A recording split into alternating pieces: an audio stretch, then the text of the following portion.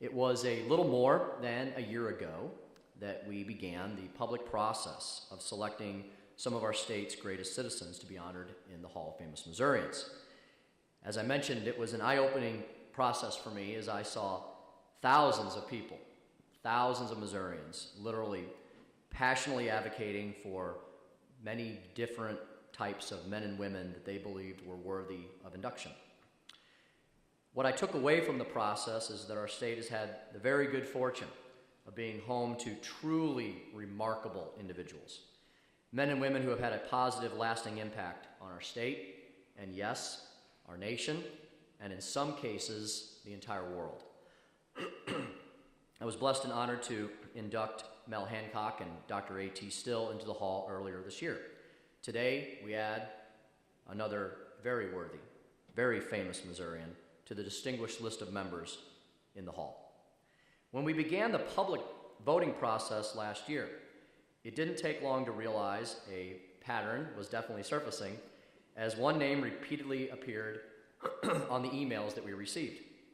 Over and over again, Missourians from around the state urged us to give Virginia Minor the much-deserved honor of induction into the Hall. And while she did not ultimately win the popular vote, there were, as I mentioned, hundreds of nominations and thousands of people that voted for the list of 10 that we put together. The message was loud and clear that she was more than deserving. So as I thought more and more about it, it became obvious to me it was time to make a speaker's pick and recognize this incredible woman for her immense contributions to the suffrage movement, not only in our state, but the entire country.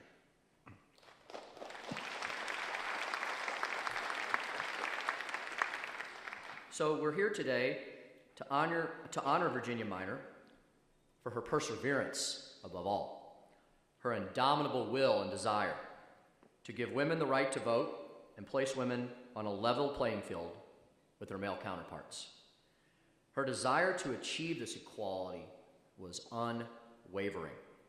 And even as she suffered setbacks, all the legal challenges that you heard about, her spirit, that spirit that we see in so many Missourians, was undaunted. She was not born here in Missouri, but she lived most of her life in St. Louis. It was there that she was a respected and admired member of the community, someone who gave back in many, many different ways. It was during the Civil War that her work with the Ladies Union Aid Society truly sparked her passion for public service. Even as she felt empowered by her selfless service, she at the same time felt disenfranchised by a nation that didn't provide her with a level playing field with her male counterparts. It was after the very tragic death of her son that Virginia decided to devote her life to placing women on equal ground.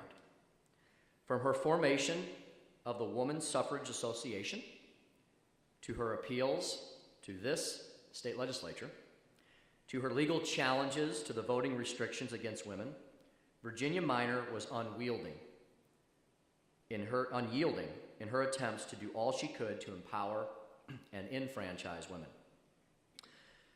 Sadly, she was never able to enjoy the fruits of her labor here on this earth, as our nation didn't secure passage of the 19th Amendment until 1920, more than a quarter century after her passing. Like many Missourians, she was a true pioneer.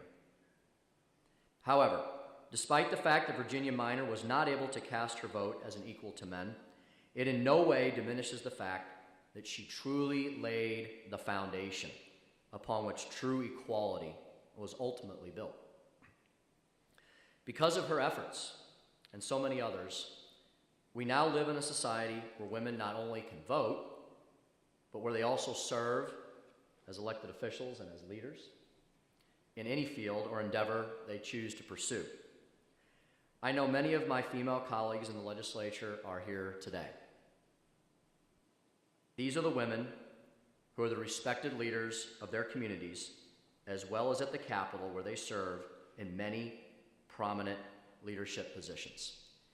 I'm very proud of the fact that in my administration, I have women at the top posts of the Missouri House.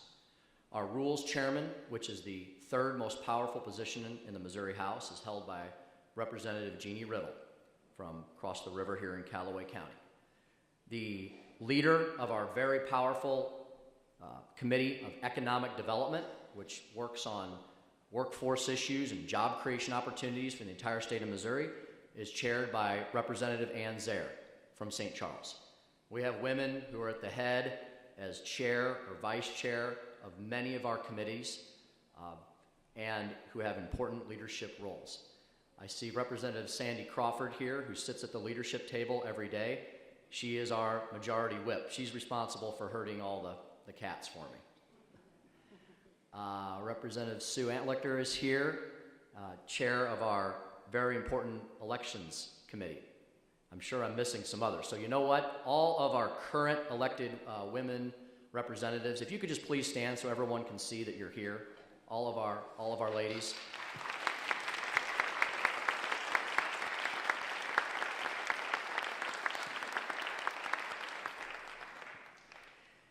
These ladies hail from all parts of the state, from north to south, east to west, everywhere in between. They come from urban areas, they come from suburban areas, they come from rural areas, they come from very diverse communities.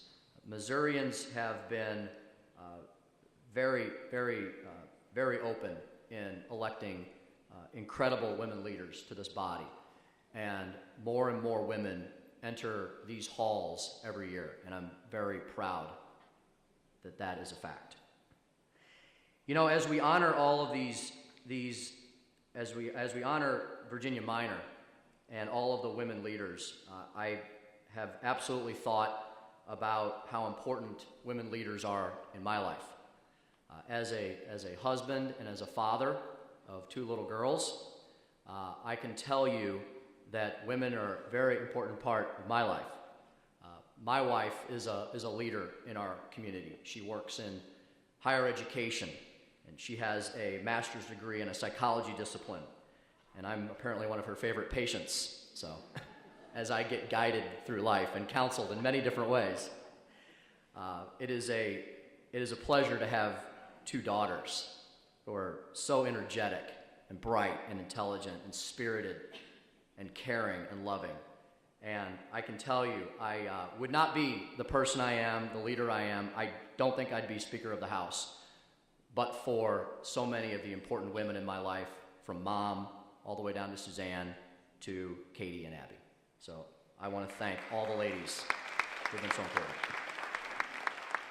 All of our women leaders, their success today truly can be called the culmination of the journey that Virginia Minor began nearly 150 years ago. As Representative Allen mentioned, but for Virginia Minor, she's not sure she would be here today. Thankfully, she is. It was a long and difficult path, though, that Virginia took. It was one that required a great deal of perseverance and tenacity. Remember all that she was up against. It was a very different world. But we are today a stronger and a greater nation because of her unrelenting drive and determination. Truly, Virginia Minor changed our nation and changed it for the better as she pushed us down a path towards equality.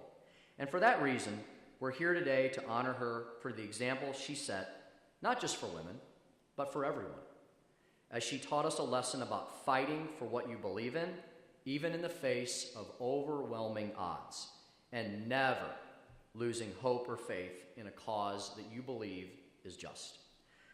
Today, I am honored and privileged to be able to enshrine this remarkable individual into our Hall of Famous Missourians, with the hope that her name and her accomplishments will never be forgotten, and that she will now be discovered by a whole new generation of ladies and men across our state, that her life will continue to serve as a shining example for future generations of Missourians.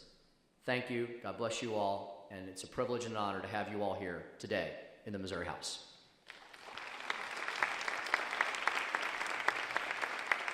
You know, it was also a wonderful surprise and an honor to learn that I had an incredibly talented sculptor in my own district. And you know, email is a blessing and a curse, right? And this time it was a blessing. We get, as you can imagine, we get hundreds, if not thousands of emails into the Speaker's office every week, and I caught this one, and it was from Cynthia, from Cindy Hitchler, and she said, you know, Tim, I live up the road from you, and I'm a sculptor, and I know all about the Hall of Famous Missourians, and I would love to participate. And I said, well, I have the person for you and the opportunity for you, and I'm very excited to welcome my constituent, my friend, Cindy Hitchler, into the Missouri House today. Cindy, if you could...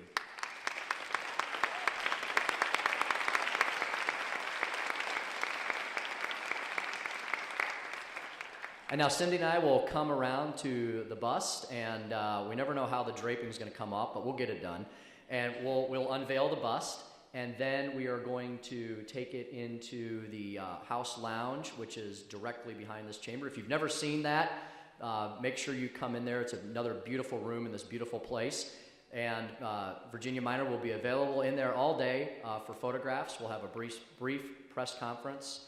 And then, of course, there are the refreshments, which are out in the house alcove at the other end of the chamber. So, without further ado.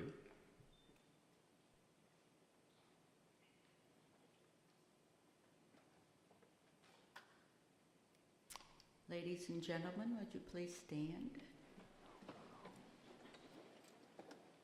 And we will now see the unveiling of our latest famous Missourian bust, Virginia Minor.